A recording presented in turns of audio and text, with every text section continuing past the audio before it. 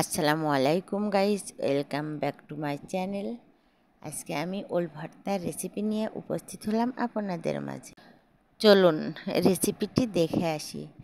আমি প্রথমে ওল ছিলে ভালোভাবে ধুয়ে পাতলা করে কেটে নিয়েছি। কেটে হালকা লবণ দিয়ে সিদ্ধ করে নিয়েছি।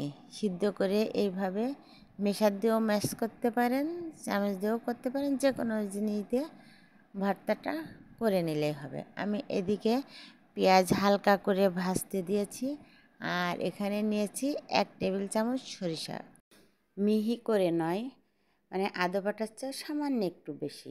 এটা 3 সেকেন্ড মতো নাড়াচাড়া করে নেব পেঁয়াজের সাথে। এবার নাড়াচাড়া করার পরে এটা ওলের পাশে নামিয়ে নিব।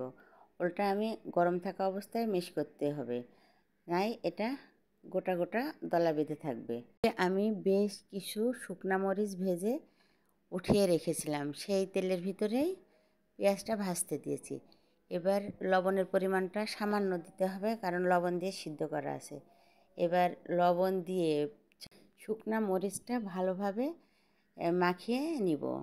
মাখিয়ে নেওয়ার পরে আমি পেঁয়াজ আর সরিষার সাথে এটা ভালোভাবে মিক্সড করব। আর যেটা ছাড়া ভর্তা অসম্পূর্ণ, সেটাও পরিমাণ মতো দিয়ে দিলাম সরিষার তেল। আমি ঝালের পরিমাণটা একটু বেশি মনে হচ্ছে, এই জন্য আমি একটু আলাদা করে রেখে দিয়েছি। এবার পুরোটা ভর্তার সাথে মিশিয়ে নিব।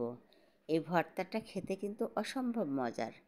ওই ঝালটা উপরে রেখে দিচ্ছি, ঠান্ডা কাশির জন্য এটা খুবই ভালো। আমার এই ভর্তার রেসিপিটি যদি ভালো লেগে থাকে, ইউটিউব চ্যানেলটি সাবস্ক্রাইব করে পাশে থাকবেন। ফেসবুক পেজটি লাইক, ফলো, শেয়ার